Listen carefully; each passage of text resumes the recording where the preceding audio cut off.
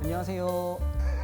알겠습니다. 다시 네. 다른 지역과 좀 비교될 정도로 주민자치가 활발하게.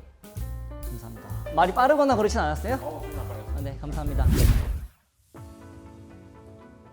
안녕하세요. 네, 저는 주엽 1동, 주엽 2동을 지역구로 두고 있는 문화복지위원회 최성원 의원입니다.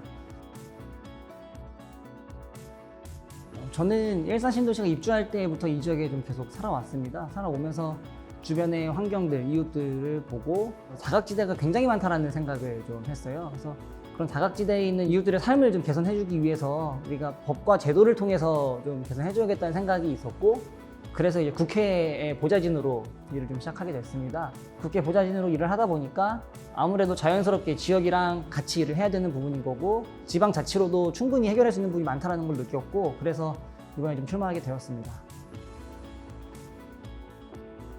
정책과 현장의 괴리가 굉장히 크다는 것을 많이 느꼈습니다.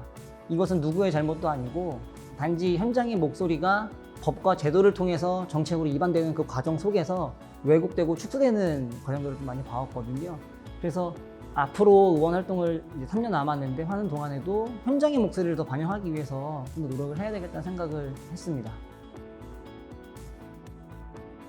저는 이제 문화복지위원회 상임위원회에서 일을 하다 보니까 지금 현재 1년간 준비했던 조례가 장애인 편의시설에 대한 사후점검을 이제 하자는 조례예요.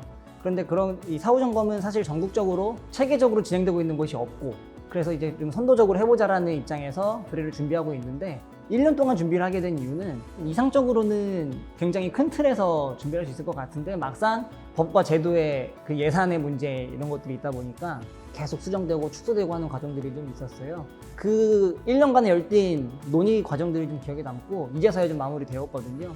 이번에 아마 서명해서 발의를 하게 되면 이 과정이 제일 뜻깊지 않을까라는 생각을 합니다.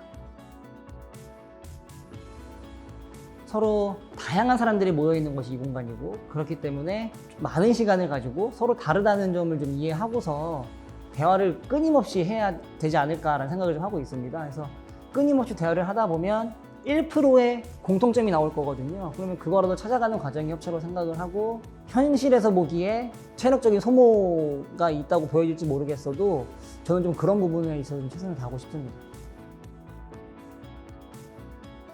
우리 고양시는 이 주민자치 그리고 풀뿌리 민주주의가 저는 굉장히 발달한 지역이라고 봐요.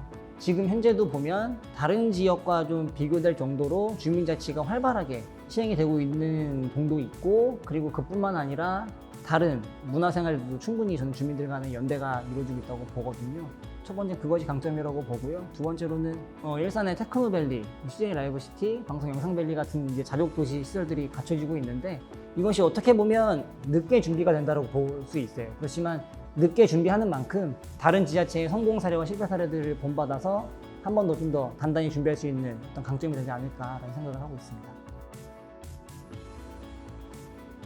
밖에서 보시기에는 어떨지 모르겠습니다. 나름대로 많은 분들을 만나 뵙고 이야기도 듣고 치열하게 공부하면서 살아가고 있는데, 그런 부분들을 좀 믿어주시고 언제든 하실 말씀이 있으면 연락 주시길 부탁드립니다. 이상입니다.